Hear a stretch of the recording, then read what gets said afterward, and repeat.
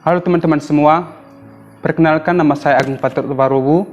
Saya adalah mahasiswa STT Sutria Purwokerto. Pada kesempatan kali ini, saya ingin berbagi kepada kita semua dengan satu topik, jauh bukan berarti hilang. Di tengah-tengah kondisi sekarang ini yang sedang mengkhawatirkan dunia tentang COVID-19, membuat semua orang cemas, khawatir, takut, dan bahkan ada orang yang pergi mengungsi ke tempat di mana di sana tidak ada satupun orang tinggal. Untuk apa? Agar tidak terjangkit COVID-19 ini. Sebagian dari kita dengan kondisi yang kita hadapi saat ini, sekarang ragu tentang keberadaan Tuhan. Ada orang yang berkata, jika Tuhan itu ada, pasti hidup manusia baik semua. Tidak ada lagi yang namanya kesusahan. Dan lagi, ada orang yang mengatakan bahwa Tuhan itu ada. Katanya, Tuhan tak pernah terlambat. Dia tidak membiarkan anak-anaknya menderita. Tapi kenapa di saat-saat yang mengkhawatirkan kita, kok Tuhan malah tidak ada? Di manakah janji Tuhan yang mengatakan bahwa Ia akan memberkati umatnya? Apakah karena kita adalah manusia-manusia berdosa, sehingga Ia mengabaikan kita? Apakah karena kita seorang yang sering melanggar perintahnya, sehingga Ia membiarkan kita menghadapi COVID-19 ini dengan sendirian? Saudara-saudara, jauh bukan berarti hilang. Tuhan itu ada. Tuhan itu hadir kepada orang-orang yang berharap kepadanya. Sebab Dia adalah tempat pelindung kita dan harapan kita untuk melewati masa-masa kesulitan ini. Sekalipun secara jasmani kita tidak melihat Tuhan, tapi bukan berarti Dia tidak ada. Tuhan ada dan sedang berkarya untuk kebaikan kita. Hanya saja kita perlu berdoa dan berusaha untuk masalah yang sedang kita hadapi. Dan tentunya kita jangan pernah berhenti berharap kepadanya, melainkan kita terus berharap hanya kepadanya saja. Saya memiliki 4 saudara dan ditambah dengan saya 5 bersaudara. Dari 5 bersaudara, saya adalah anak yang paling terakhir, anak bungsu. Anak terakhir sering dikatakan bahwa dia adalah anak yang paling manja sama papa dan mamanya. Dan hal itu saya akui bahwa itu benar. Tapi itu dulu saudara-saudara, sekarang enggak. Bagi saya, jauh dari samping orang tua itu bagaikan seorang anak yang yatim piatu, yang tidak memiliki ayah dan ibu. Dan tentunya saudara-saudara, anak yatim piatu itu pasti merasa bahwa dirinya tidak memiliki siapa-siapa. Itulah saya, itulah yang saya alami saat ini. Namun kenyataannya bahwa saya masih punya orang tua, masih memiliki papa dan mama. Hanya saja saya jauh dari mereka.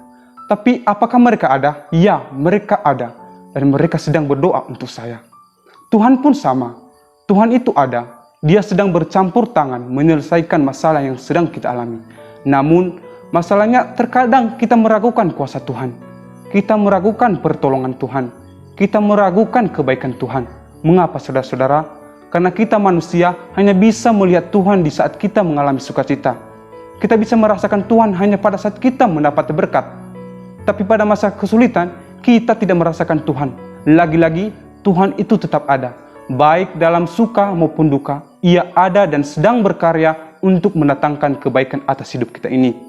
Saudara-saudara, ada sebuah kisah yang menceritakan tentang berpisahnya seorang guru kepada muridnya. Kisah ini ditulis oleh seorang saksi mata yang bernama Markus, yang adalah salah satu dari murid Yesus ke-12. Di kitab Markus, ia menuliskan detik-detik di mana Yesus pergi meninggalkan mereka. Kita bisa membacanya di pasal 16 ayat 19-20.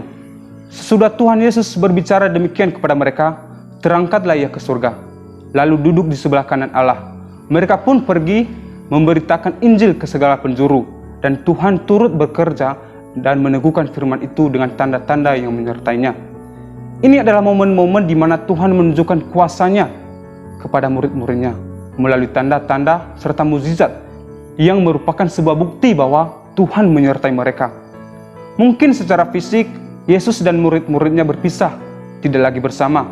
Namun dengan penyertaan Roh Kudus, Tuhan menunjukkan bahwa Ia hadir, tinggal di tengah-tengah murid-muridnya, dan sedang berkarya. Hampir 1 tahun, COVID-19 ini tak pernah berhenti.